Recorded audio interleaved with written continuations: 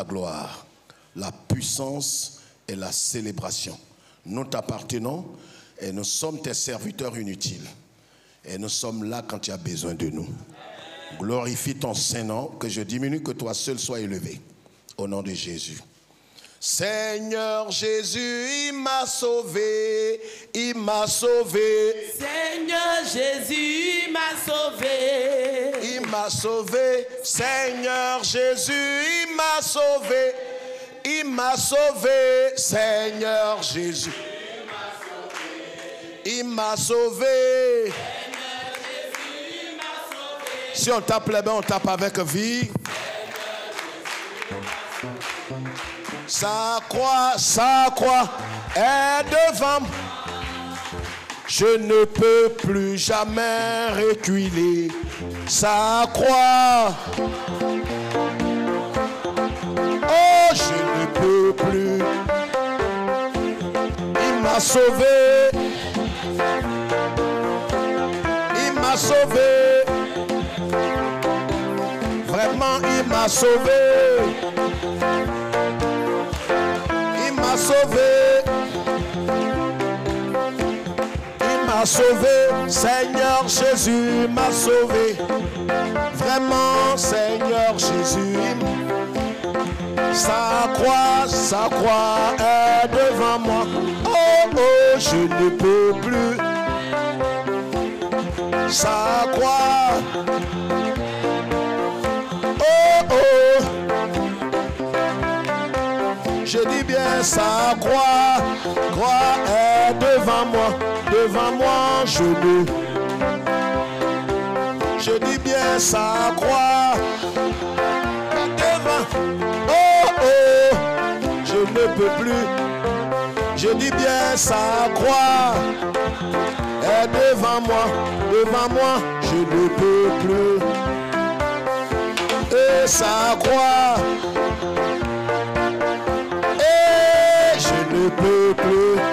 Oh, il m'a sauvé. Est-ce que les élus peuvent chanter leur Seigneur? Il nous a rachetés. C'est vrai, il m'a sauvé. C'est pour lui que nous faisons campagne. Nous avons un élu. C'est vrai, il m'a sauvé. C'est vrai, il m'a sauvé. Sa croix est devant moi, devant moi. C'est vrai, sa croix est devant moi, devant moi, devant moi, devant moi, devant moi, devant moi, devant moi, devant moi, devant moi, devant moi, devant moi, devant moi, devant moi, devant moi, devant moi, devant moi.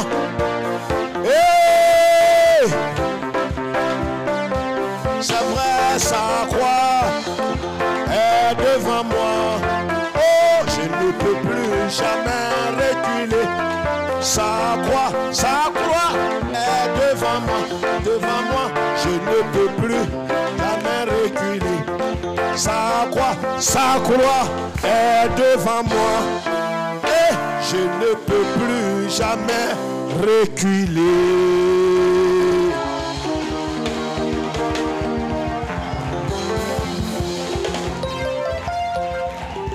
Bénis ta parole, éclaire-nous et conduis-nous à rester constants.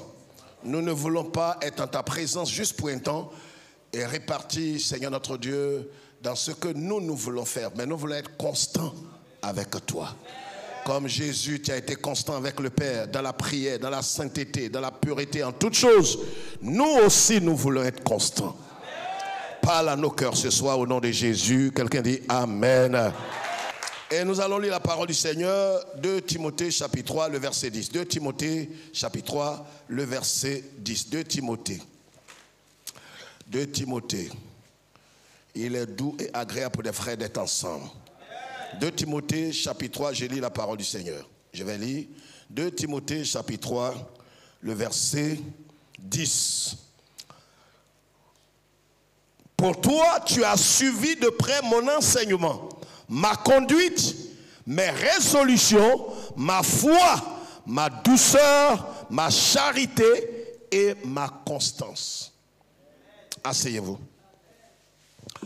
Notre étude ce soir, nous sommes en train de parler d'un thème fondamental, un thème évocateur, un thème important, la constance. Pour ceux qui prennent note, la constance, l'essence des persévérants en Christ. Il y a une essence qui caractérise, qui donne l'essence, nous savons que c'est le carburant. De façon très simple, c'est ce qui permet à un véhicule d'avancer. Si vous avez une belle voiture, et même les avions, volent avec quoi? Avec le kérosène. Donc tout véhicule devrait pouvoir marcher avec l'essence. Et si un véhicule n'a pas d'essence, alors on ne peut pas voir ce véhicule-là bouger et arriver à destination. Et nous croyons que dans ce grand thème qu'est la persévérance, continuer dans la voie dans laquelle nous sommes, continuer dans la résolution que nous avons eu à prendre de marcher dans les pas du Seigneur. Quand en vérité, quand vous en avez la résolution, vous en avez la persévérance, le Christ le dit en Matthieu chapitre 24, celui qui persévérera jusqu'à la fin, c'est celui-là seul qui sera sauvé. Donc une chose est de commencer la vie chrétienne et une autre chose est de combattre le bon combat, achever la course et garder la foi. Sinon, ça ne servira à rien d'avoir été chrétien pendant un certain temps et puis après vous abandonnez la foi.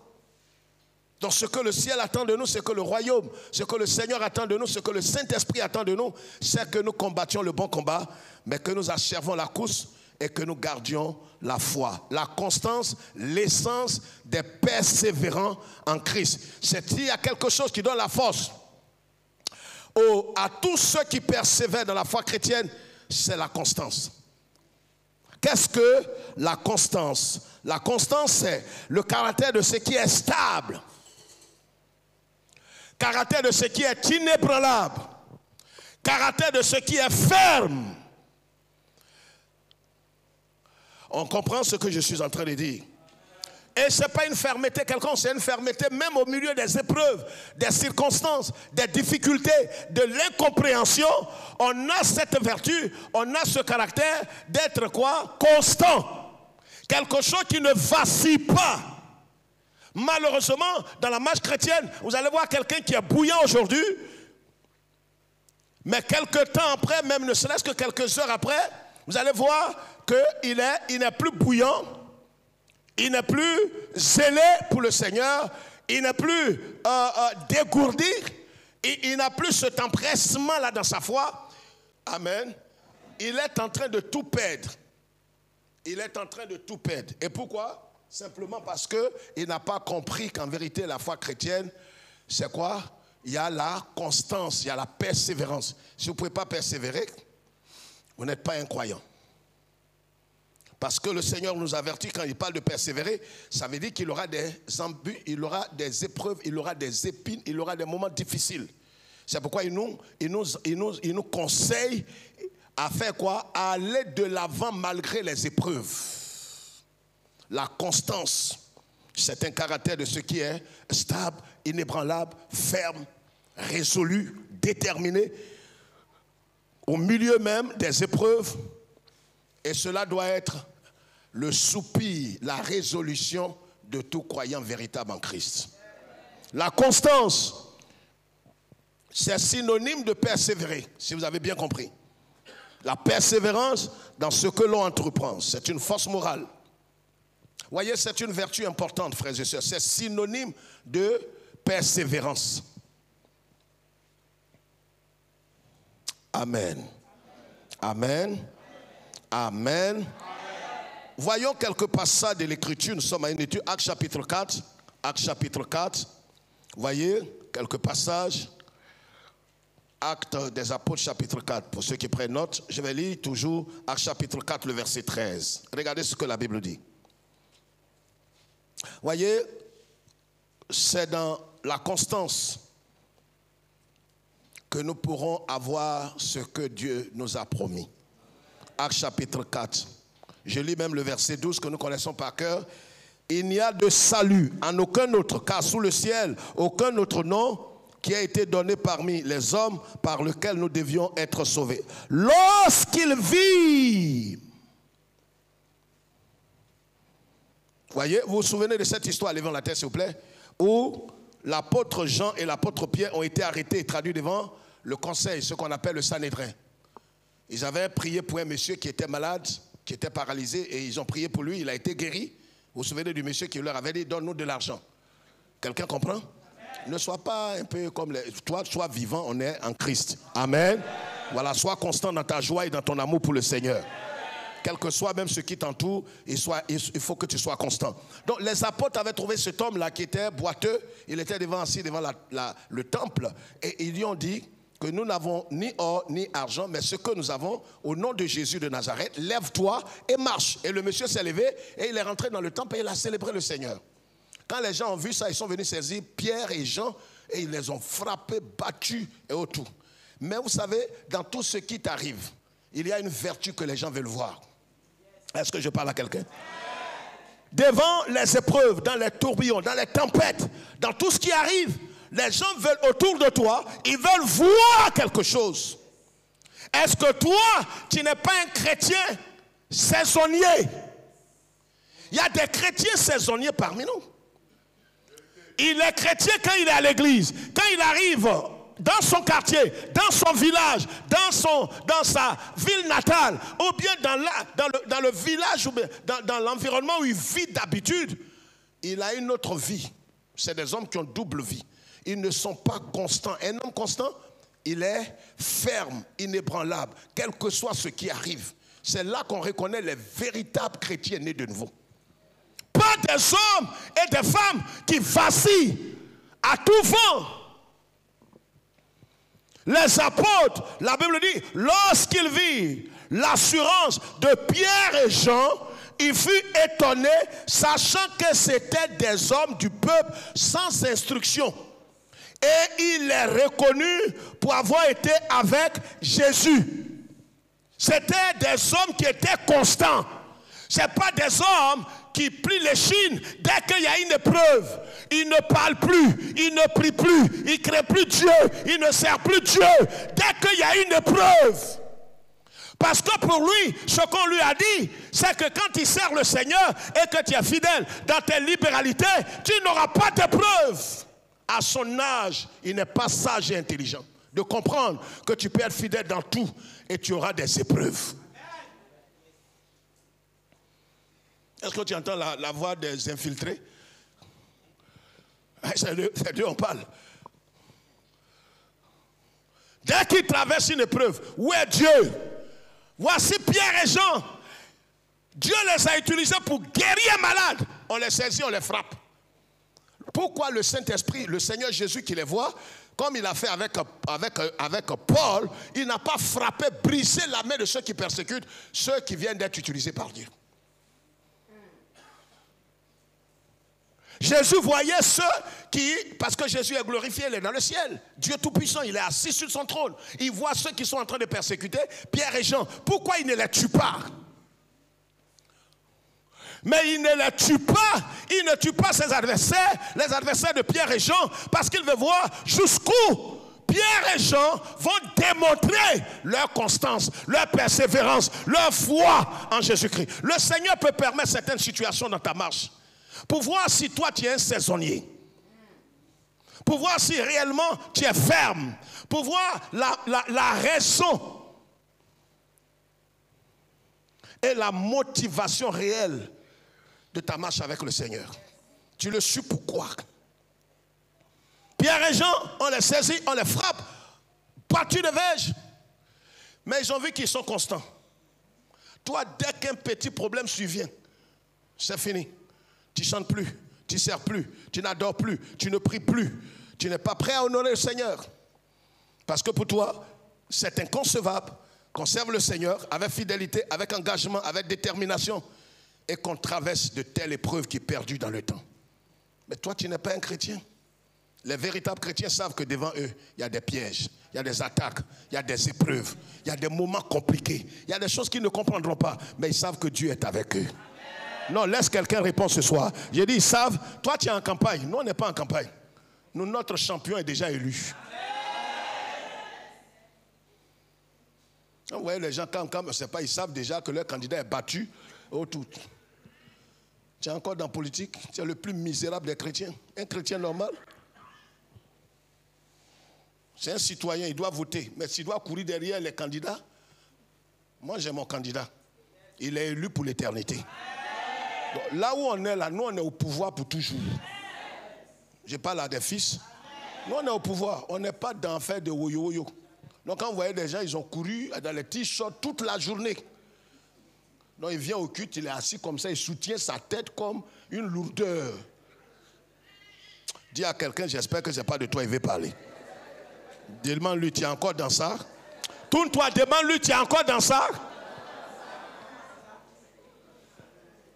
Ils étaient constants. Pierre et Jean étaient fermes.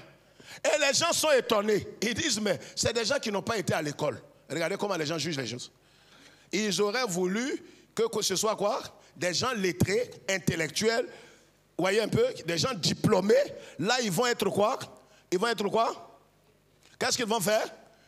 Là, bon ben voilà, ça va leur donner la force de persévérer. Mais on peut ne pas être diplômé.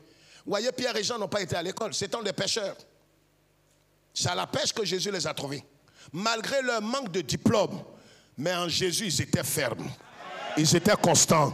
Ils étaient persévérants. Est-ce que je parle à quelqu'un? Ils étaient constants, inébranlables. Quel que soit ce qui arrive, je reste ferme. Même s'il m'arrive de tomber, je vais me lever. Car le juge peut tomber 7 fois, l'Éternel le relève. La constance, c'est l'essence des persévérants. Ils sont constants avec Dieu dans tous les domaines. Luc chapitre 21, prenez note. Luc chapitre 21. Luc chapitre 21, verset 19. Les humbles, les orgueilleux qui savent lire et écrire ne vont pas écrire. Les humbles, qui ne croient pas savoir tout. Par votre persévérance, vous sauverez vos âmes. Je vous ai dit que la persévérance est synonyme de quoi? De constance. Et nous sommes en train de parler de la constance. Donc quand quelqu'un est constant, il est permanent. Et Jésus dit, comme vous êtes constant, si vous êtes constant dans ce que vous êtes en train de faire, constant dans votre marche, constant dans la prière, constant dans la consécration, constant dans la sainteté, dans la sanctification, dans la pureté, vous sauverez vos âmes. Ça veut dire que si quelqu'un est inconstant, infidèle, est instable, il lui sera difficile de sauver son âme. On ne marche pas avec Jésus en dents de scie. Même si cela arrive, on devrait pouvoir nous ressaisir et dire, Seigneur, je veux marcher avec toi. Donne-moi la force d'être constant avec toi. Je vais être constant. Je ne vais pas marcher comme quelqu'un qui est juste là, peut-être juste pour un temps, marcher avec Christ. Après, on ne marche pas avec lui. Mardi, on est avec le Seigneur. Le mercredi, on n'est plus avec le Seigneur. Ainsi de suite. Ça, ce n'est pas la marche chrétienne. Quelqu'un est d'accord avec moi? Éphésiens chapitre 6, verset 18. 2 Thessaloniciens 1, verset 4. Hébreux chapitre 6, verset 12. Écrivez tous ces passages, c'est très important. J'ai sélectionné ces passages dans la Bible parce que ça nous parle de constance. Être constant, être ferme, être inébranlable. Ne pas être versatile. J'ai dit quoi? Éphésiens chapitre 6, verset 18. 2 Thessaloniciens 1, 4. Hébreux chapitre 6, verset 12, Apocalypse 2, verset 19. Je vais demander à 4 pasteurs, sans bégayer, lisez-moi ces passages. Sans buter sur les mots. 4 pasteurs. Apocalypse 2, verset 19. Éphésiens 6, verset 18. 2 Thessaloniciens 1, 4. Hébreux 6, 12. Allez-y. Faites en tout temps. En tout temps. Ça veut dire quoi, mes frères et sœurs? Ça veut dire tout simplement que le lundi jusqu'à dimanche, en tout temps, en toute heure, à n'importe quel moment de la vie, et de la journée ou de la nuit, tu dois être capable de prier. Est-ce qu'il y a un temps pour prier? Il n'y a pas un temps. Même lorsque tu es en train de marcher, tu dois marcher en priant. On peut prier dans le cœur, on peut prier en esprit, on peut prier en mangeant, on peut prier en servant, on peut prier en travaillant. On doit prier sans cesse. Car la Bible dit en 1 Thessaloniciens 5, prier sans cesse. Vas-y, termine ta phrase.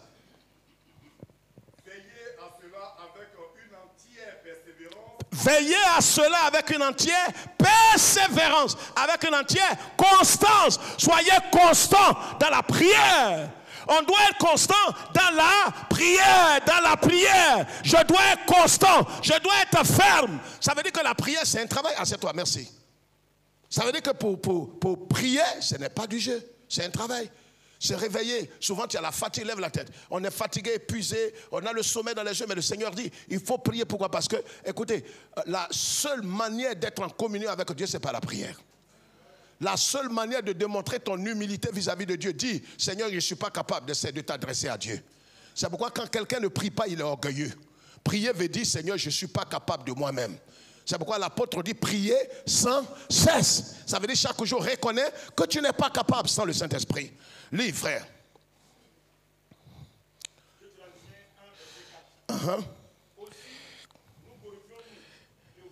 Lequel passage tu lis? 2. Mais c'est ce que lui, il a lu quoi tout à l'heure? Oui, allez-y. Aussi, nous glorifions-nous de vous dans les églises de Dieu, à cause de votre persévérance. À cause, voilà la raison pour laquelle un homme de Dieu, un serviteur de Christ peut bénir le Seigneur. Je bénis le Seigneur pas parce que simplement, merci frère. On peut bénir le Seigneur parce que quelqu'un a été peut-être fidèle dans tel domaine, il a dansé, il a porté son dîme. Mais, voyez, un pasteur, il est heureux de voir que son fils dans la foi est constant dans la foi. Il ne marche pas comme ça, voyez, il fait quelques pas et puis il fait des pas en arrière et il revient. En quelle année tu vas arriver à bon port? Sois constant. Et si le Seigneur nous exhorte à être constant, ça veut dire que la route sur laquelle nous sommes est une route qui est très étroite. Jésus dit le chemin sur lequel nous sommes est un chemin étroit. Non seulement étroit, mais un chemin épineux, un chemin compliqué, un chemin où il y a véritablement toutes sortes de choses légitimement pour nous ramener à la case de départ. C'est-à-dire il y a des chemins quand tu empruntes, quand tu regardes, tu te demandes si tu dois continuer. Mais c'est le chemin des vainqueurs. C'est le chemin des élus. C'est là que ton maître est passé. Et comme il connaît le chemin, il est venu par le Saint-Esprit pour t'aider à traverser le chemin. Je pensais que je parlais de toi.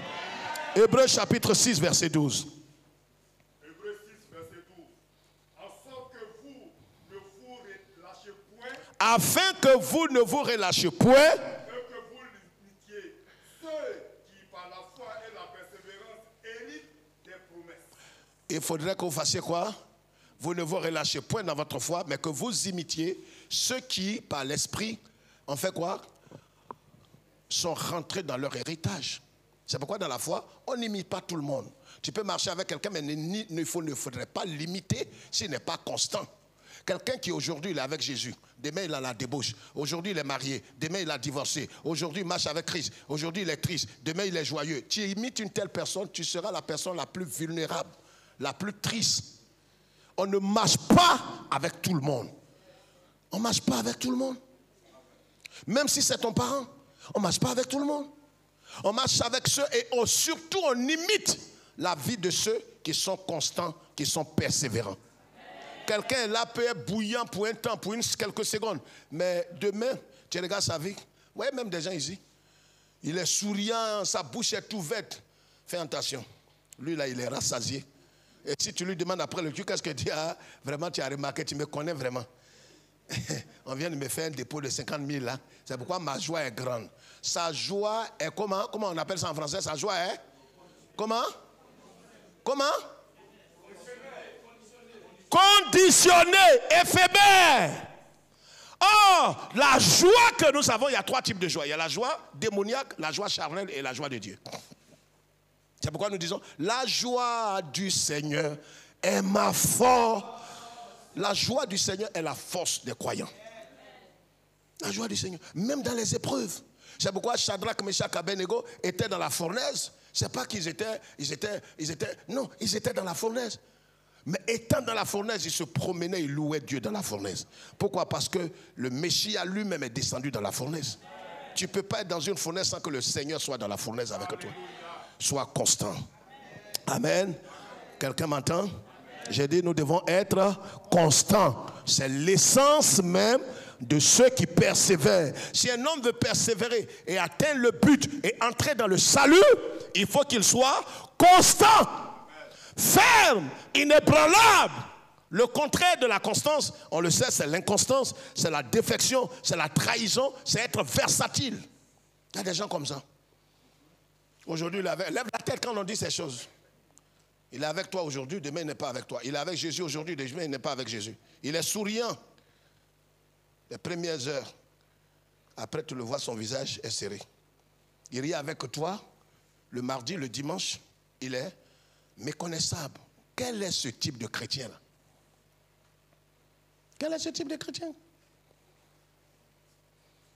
Il n'est jamais constant. Il peut avoir un semblant de joie, de paix, mais il n'est pas constant. Or, le Seigneur veut que... C'est pourquoi le Seigneur a interpellé l'église. Des faits, il lui a dit, qu'est-ce qu'il a dit à l'église? Il dit, ce que je te reproche, c'est que tu as perdu ton premier amour. Le Seigneur veut que nous soyons constants dans l'amour que nous avons pour lui. Le Seigneur veut que nous soyons constants dans la crainte de Dieu.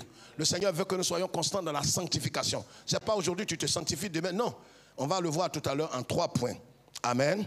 Nous devons être constants. C'est l'une des marques des élus. C'est la marque des élus. C'est quelque chose qui caractérise véritablement les rachetés. Ceux qui ont été rachetés par le sang de l'agneau, ils ont cette vertu-là qu'ils développent. Amen. Maintenant, comment parvenir à demeurer constant dans notre relation avec le Seigneur? Parce que ce que le Seigneur attend de nous, je l'ai dit, c'est que nous soyons constants. C'est que nous soyons véritablement constants, stables, fermes, inébranlables, quelles que soient les circonstances. Comment nous pouvons parvenir?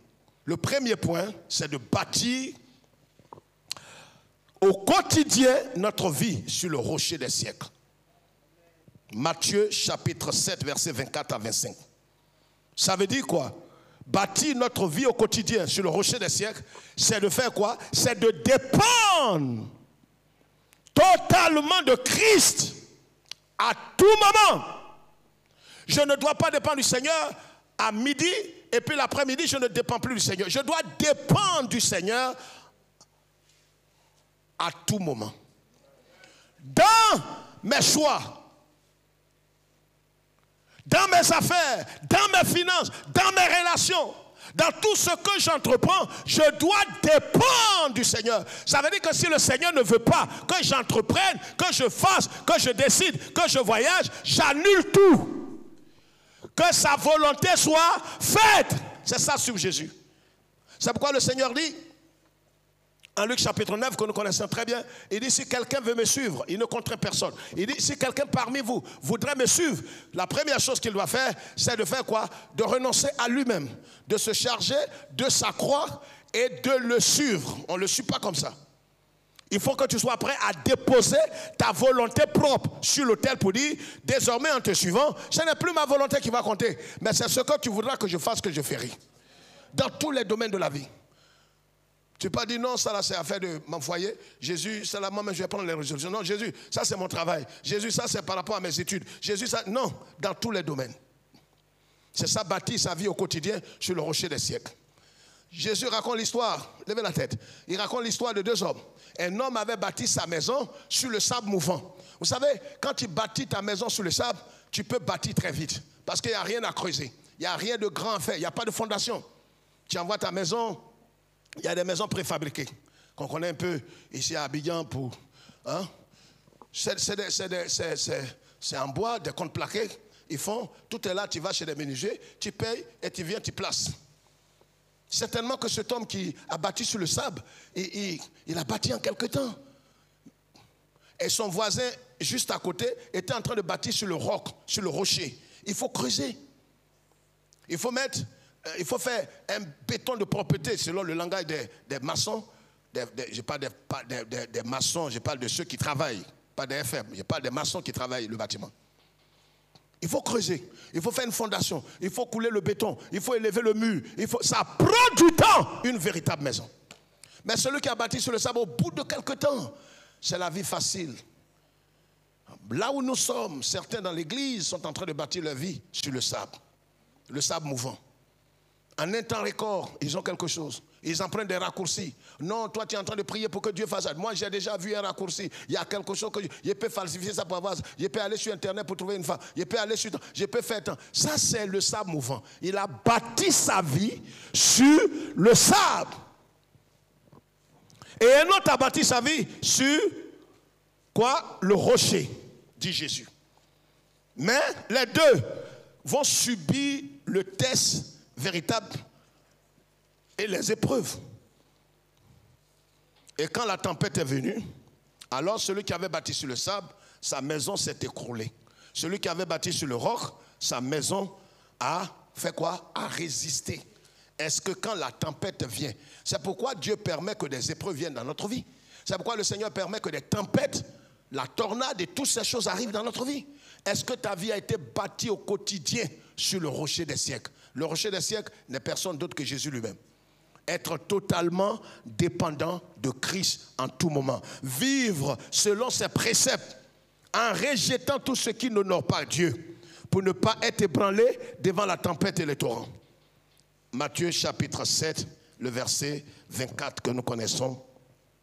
C'est pourquoi quiconque entend ces paroles, alors je leur dirai aux vêtements, je ne vous ai jamais connu, retirez-vous de ça. Pourquoi quiconque entend ces paroles, je le dis, et qui les met en pratique sera semblable à un homme prudent qui a bâti sa maison sur le roc. Ce n'est pas le Seigneur qui va bâtir. Il dit, Jésus dit, un homme prudent qui a pris le matériel et qui a bâti sa vie. Quel est le matériel que nous utilisons? La prière, la sainteté, la pureté, le renoncement, mourir à soi, rejeter le monde, haïr le péché. Ce sont les matériaux que nous utilisons pour bâtir notre maison sur le roc. Jésus dit, l'homme sage, il a bâti sa maison. Sur quoi bâtis-tu ta maison? Le monde le saura et l'humanité tout entière au dernier jour saura que tu as bâti ta vie sur le sable mouvant. C'est aujourd'hui que tu peux te ressaisir. Quelqu'un comprend? Deuxième chose importante, si réellement nous voulons être constants avec Christ, nous voulons demeurer dans la constance, nous voulons être constants dans la marche, persévérants. Comme je l'ai dit d'entrée de jeu, la constance est l'essence. C'est le carburant de ceux qui sont sur la voie de la persévérance. Parce que tu ne peux pas persévérer si tu n'es pas constant, tu n'es pas ferme, tu n'es pas résolu, tu n'es pas déterminé. La deuxième chose, c'est de vivre dans l'intégrité et dans l'autodiscipline. Frère, il y a des choses que Dieu nous demande de faire. Il y a des choses que le Saint-Esprit ne fera pas pour nous. Le Saint-Esprit nous donnera la capacité et la force d'accomplir ces choses. Mais c'est à nous d'accomplir ces choses. Hébreux chapitre 12, verset 1. 2 Corinthiens chapitre 3, verset 18. 1 Jean 3, 2. Vivre dans l'intégrité et l'autodiscipline. L'autodiscipline m'amène à faire quoi? À prendre sur moi la responsabilité de rejeter délibérément le péché. Hébreux chapitre 1, verset 1. Lisez-moi ce passage, s'il vous plaît. Quelqu'un peut l'aider à lire? On peut gagner du temps?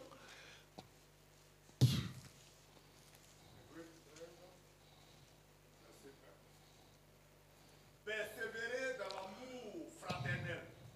N'oubliez pas l'hospitalité, car en exerçant quelques-uns ont logé des âmes sans le savoir. Hébreux chapitre 1, Hébreux chapitre 13, verset 1. Lis maintenant Hébreux chapitre 12, verset 1 aussi.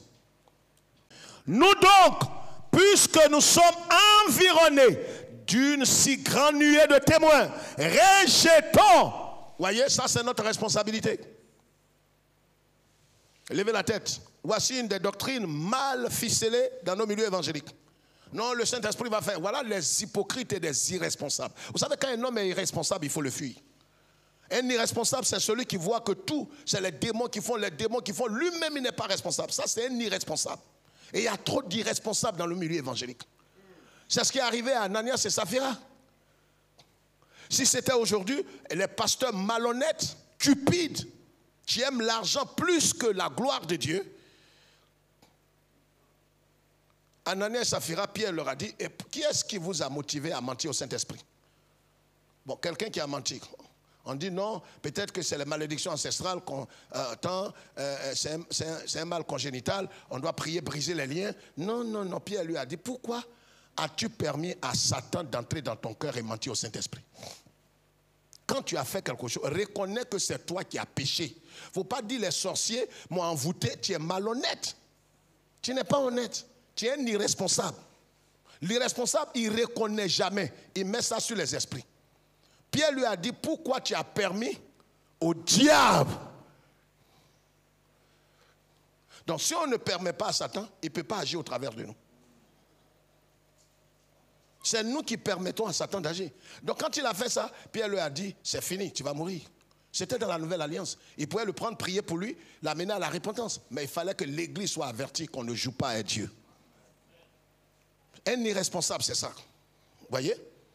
Il dit, nous devons rejeter tout fardeau et le péché qui nous environne si facilement. Et courons.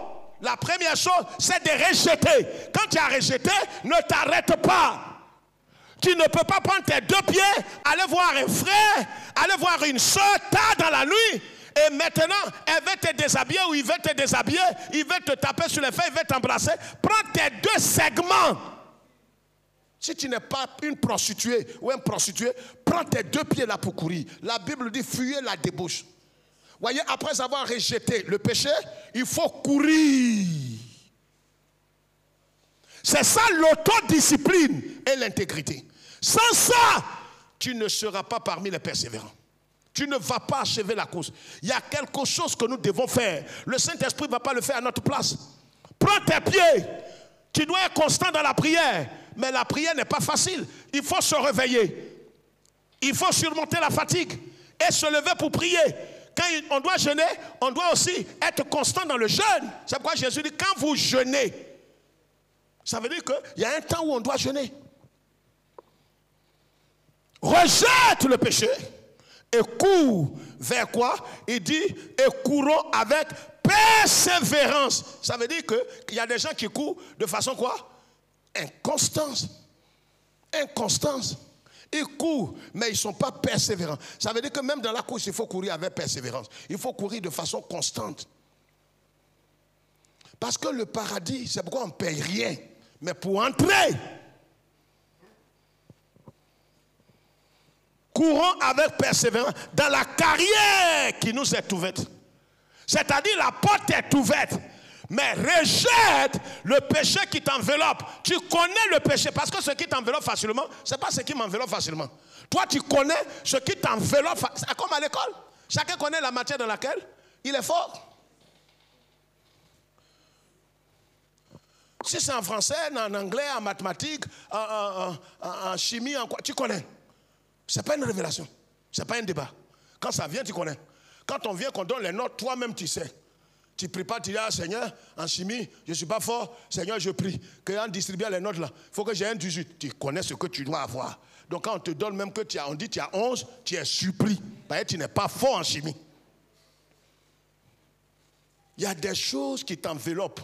C'est la haine, la rancœur, la débauche. Tu connais. Pour certains, c'est la colère. La rancœur, le ressentiment, c'est ça qui prend ton cœur vide. Tu ris à les gens aujourd'hui, tu as dents, tu as appris ça à l'école. Montrer tes dents, mais c'est pourquoi je vous ai éduqué ici que le sourire là n'est pas un fruit de l'esprit. Quelqu'un peut te sourire, mais il ne t'aime pas. Il sourit, mais il n'est pas heureux. Il sourit, il n'est pas content. Je connais beaucoup comme ça dans la salle. Pasteur. Et comme j'ai le discernement, je sais que lui là, c'est un misérable.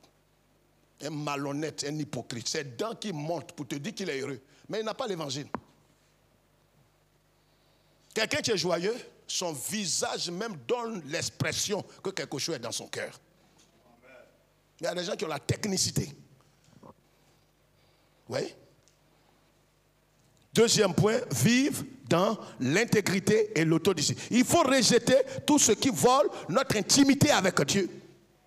Être capable de se discipliner soi-même en rejetant le péché. Le péché est un ennemi dans notre relation avec Dieu. Ésaïe 59 nous le dit. La main de l'Éternel n'est pas courte. Sa main n'est pas courte. Son oreille n'est pas dure. Ce sont nos péchés. Voyez, le péché nous amène à vivre dans la culpabilité constante. Vous savez, quand vous demeurez dans des pratiques, dans les orgies, dans des trucs, constamment, tu n'as pas la paix du cœur. Tu es soucieux, tu es dans la culpabilité. Tous les jours, tu te poses, est-ce que je vais être sauvé? Est-ce que je vais... Ça veut dire, quelque part, tu t'éloignes, tu éloignes de toi toute forme, véritablement, de quoi? De conviction, ça veut dire, tu commences à embrouiller toi-même, tu es embrouillé dans ton identité en Christ. À un certain moment, à cause du péché, tu ne sais même plus qui tu es. Troisièmement, être attentif à la voix du Saint-Esprit. Le psaume 25, verset 14. Éphésiens chapitre 4, verset 30. La Bible dit, n'attristez pas, dans Éphésiens chapitre 4 qu'on connaît, n'attristez pas le Saint-Esprit que Dieu vous a donné. Ésaïe 63, verset 10. Bien-aimés frères et sœurs, comme un homme voudrait être constant, voudrait être persévérant, s'il n'écoute pas la voix du Saint-Esprit, s'il attriste le Saint-Esprit, le Saint-Esprit a été donné pour nous guider. Mais si tu ne l'écoutes pas, on a été à Bonicro la dernière fois avec ma fille. Arrivé là-bas, on nous a donné un guide. On dit, mais pour aller loger là, voilà quelqu'un qui va vous conduire. Et tu dis, non, moi, je suis un croyant, je suis un rempli du Saint-Esprit, baptisé dans la puissance du Saint-Esprit. Je n'ai pas besoin que quelqu'un me guide. Mais tu vas t'égarer dans le village. Tu vas t'égarer. Le Saint-Esprit nous a été donné comme guide. Il dit, il surviendra sur vous, va vous convaincre de péché, de jugement. Donc si tu bâillonnes le Saint-Esprit, tu n'écoutes pas le Saint-Esprit, tu n'arriveras pas à bon port. Le seul qui a été envoyé par Jésus, c'est le Saint-Esprit. C'est lui d'ailleurs qui a été donné pour faire quoi? Pour nous conduire. Et si on ne se laisse pas conduire, on va être endurci, on va le frustrer, on va faire quoi d'autre encore? On va l'attrister. Et quand le Saint-Esprit est attristé, il ne te parle plus. Même les voies que tu empruntes, il ne te dira pas quelle voie il faut emprunter. Tu vas crier, il ne te dira plus rien. Ça, c'est les chrétiens. Quand tu arrives à ce stade, même les païens sont plus heureux que toi. Les païens. C'est-à-dire là où tu es, tu aurais voulu même que le Saint-Esprit te gronde, que te parle. Il te dit, mais il ne te dit plus rien, il ne te révèle rien. Même quand tu es en train de faire le mal, il ne te révèle rien. C'est pourquoi il fait tout. N'endurcis pas ton cœur et n'attriste pas le Saint-Esprit. Et comment on peut arriver à attrister? C'est quand on pêche délibérément, volontairement, et on n'est pas prêt à nous repentir quand le Saint-Esprit nous interpelle. À un certain moment, ton cœur meurt. Ton cœur n'a plus la vie, n'a plus l'essence, n'a plus la pensée de l'Esprit. Et l'Esprit ne te parle plus. Et là où tu es en train d'aller vers un chemin très grave. Ce n'est pas fini. Tu vas arriver à un stade où tu ne peux plus entendre plus jamais entendre la voix du Seigneur. Ça, tu peux te susciter. Lisons quelques passages et nous allons prier. Le psaume 25, verset 14. Quelqu'un d'autre, des frères dans l'assemblée, prenez. On va se lever, levons-nous. Le psaume 25, verset 14, Éphésiens 4, j'ai lu déjà. Ésaïe 63, verset 10. Oui, allons-y frères. Ésaïe 63, verset 10. Le psaume 25, verset 14. Vous ne pouvez pas lire, messieurs? Quoi ça? C'est quel passage tu lis? Le psaume 25? Oui, qui dit quoi? L'amitié de l'Éternel est pour ceux qui le craignent. Vous voyez, c'est pourquoi, frères et sœurs, lisons la parole de Dieu. Dieu n'est pas ami de tout le monde. L'amitié de l'Éternel est pour ceux qui sont baptisés. Non. Les protestants, non. Les évangéliques, non. Ceux qui sont qui apportent leur libéralité. Non, l'amitié de Dieu là est pour ceux qui le craignent. Or, tu ne peux pas craindre Dieu si tu n'es pas constant dans la voie la voie sur laquelle il t'a placé. La voie de la fidélité, de l'honnêteté, de l'intégrité et de la crainte de Dieu. Donc Dieu n'est pas ami à tout le monde. Jésus est mon ami des menteurs. Souvent quand on chante des chants, retire-toi, assieds-toi au fond, attends qu'on finisse ce chant. Parce que quand toi tu n'es pas dedans, quand tu chantes, tu augmentes. Non, est-ce que tu me vois en train de sourire? Jésus est mon ami. Si on chante que Jésus n'est pas ton ami, est-ce que tu es obligé de chanter? Il y a un tonton qui a dit comme ça à la télé, il dit, il y a tel tonton qui est au nord là, c'est mon ami. Le tonton là a répondu, il dit, moi je n'ai pas d'amis. C'est des choses souvent on voit en rêve. Lis. Mais ils ont été rebelles. Ils ont attristé son esprit. Quand un homme veut marcher sur le chemin de la rébellion, il attriste l'esprit qui doit le guider. Frère, voici les trois choses. La première chose, nous avons dit quoi? Il faut bâtir sa vie au quotidien sur quoi? Le rocher des siècles. Deuxièmement, il faut vivre dans l'intégrité et l'autodiscipline. Il y a des choses que tu dois faire. Quand on te dit quitte le péché, va te réconcilier, va demander pardon. Ne dis pas Saint-Esprit, de moi-même, c'est pas le Saint-Esprit, c'est que de toi-même tu n'es pas. Mais le Saint-Esprit te parle. Laisse tomber ton orgueil, ton moi, ton titre, ton honneur stérile là. et va faire le premier pas. Tu as raison, mais va demander pardon à ton mari, à ta femme, à ton père, à ton patron, à ton boy, à ta servante. Sinon, tu n'es plus chrétien. C'est ça l'autodiscipline. Tu dois le faire. Rejette délibérément. N'attends pas. Le Saint-Esprit ne va pas te soulever. Esprit, vraiment ma main sur fesse des femmes. Enlève ma main, Seigneur. Tu es fou. Il ne va pas enlever. Il va te tuer après. Est-ce que lui, il sait ce que tu fais avec ta main là sur fesse des femmes? Lui, il n'a jamais mis sa main sur fesse des femmes. Non, il ne sait pas ce que tu ressens. Ça te fait rire. Troisièmement, il faut être quoi? Attentif à la voix du et ne pas la trister. Laisse-nous aller dans ta paix, Seigneur. Laisse-nous aller dans ta paix. Donne-nous, Seigneur notre Dieu, d'être constant. Car en vérité, la constance a toujours été l'essence des persévérants dans la foi en Christ. Donne-nous d'être constants, de ne pas être inconstant, de ne pas être infidèle, de ne pas être versatile. Aujourd'hui, nous rions. Demain, nous sommes dans toutes sortes de tristesse. Aujourd'hui, nous prions. Demain, nous ne prions pas. Aujourd'hui, nous sommes fidèles. Aujourd'hui, nous servons. Demain, nous ne servons pas. Aujourd'hui, nous craignons Dieu. Demain, nous ne craignons pas Dieu. Aujourd'hui, nous sommes dans sa présence. Demain, nous ne sommes plus. Aide-nous. Nous avons besoin de toi, Seigneur. Aide-nous, Seigneur. À toi seul toute la gloire. Au nom de Jésus. Quelqu'un dit Amen.